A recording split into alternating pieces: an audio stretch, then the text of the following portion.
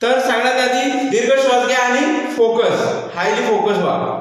लक्षात घ्या, रणांगणावर श्रीकृष्ण अर्जुनाला म्हणतायत एकह गुरुनंदन बहुशाखाय अनंतस्य, म्हणजे तुमची जी बहुशाखाय बुद्धी आहे, तुमची जी वेगवेगळ्या शाखा असणारी बुद्धी, तिला काय करा, नष्ट करा आणि पूर्ण काय व्हा, एकाग्र व्हा.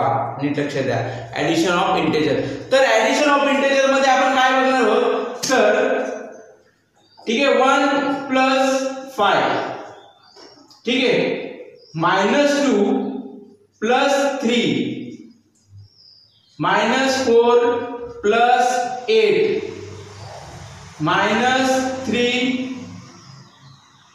-5 अशा प्रकारची उदाहरणं जर आली तर बहुतेक मुलं काय होतात, कन्फ्यूज होतात. घाबरायचं कारण नाही. आज एकदम कन्सेप्च्युअल क्लॅरिटी घेऊन घेऊ आपण. ठीक आहे, काय टेन्शन घेऊ नका, आपण आज कन्सेप्ट पूर्णपणे शिकून घेऊ.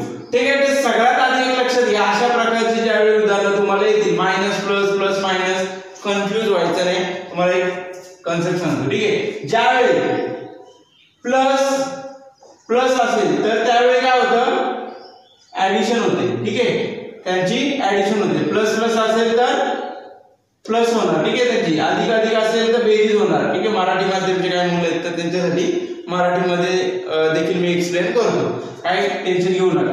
ठीक आहे. आता जर मायनस आणि प्लस असेल तर काय करायचं, मायनस प्लस असं ज्यावेळी असेल त्यावेळी त्यामध्ये काय होतं, मायनस होते. काय होतंय, मायनस, वजाबाकी होते आणि मोठ्या संख्येचं चिन्ह, मोठ्या संख्येचा चिन्ह. ठीक आहे, म्हणजे मोठ्या संख्येची साइन दिली जाते त्या नंबरला. जे आन्सर येणार आन्सर असेल त्याला काय होतं, मोठ्या संख्येचं चिन्ह, मोठ्या संख्येची साइन दिली जाते. कन्सेप्ट नीट समजून घ्या. ठीक आहे. त्याच्यानंतर जर प्लस मायनस असेल, प्लस मायनस काय होतं, मायनसच होईल. सेम मोठ्या संख्येचं चिन्ह. आणि जर मायनस मायनस असेल तर काय होईल, प्लस, आणि डबल इथे काय होईल, मोठ्या संख्येचं चिन्ह. हे हा जो चार्ट जर तुम्हाला समजला, तुम्हाला अशी कशा किती उदाहरणं असली तरी तुम्हाला येऊन जातील. ठीक आहे. आता लक्षात घ्या, 1 + 5 सिंपल आहे, लहान मुलाला पण येईल. 1 + 6 1 + 5 काय होईल, 6. ठीक आहे. आता इथे लक्षात घ्या, -2 + 3 -2 + 3 काय होईल, तर इथे बघा मायनसची साइन आहे, बघा मायनसची साइन, मायनस आणि प्लस या ह्याच्यामध्ये. तर असा मायनस आणि प्लस असेल तर काय होतं, त्यांचं वजाबाकी होते. मग मायनस मायनस प्लस मायनस.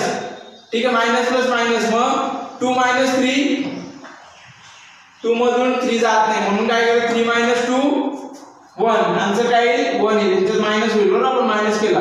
आता मोठ्या संख्येचं चिन्ह, मोठी संख्या कुठे येते, 3 मोठी संख्या आहे, 3 मोठी संख्या आहे, तर त्याचं चिन्ह काय येईल, प्लस येईल. आन्सर काय येईल, 1. समजतंय. ठीक आहे. आता बघा, -4 + 8 सिमिलरली सेम काय होईल, मायनस प्लस यांचा मायनस होईल, म्हणजेच 8 - 4 4. आता मोठी संख्येचं चिन्ह म्हणजे काय, 8 काय आहे, मोठी संख्या आहे, तिचं चिन्ह काय आहे, प्लस आहे, तर आन्सर काय येईल, +4.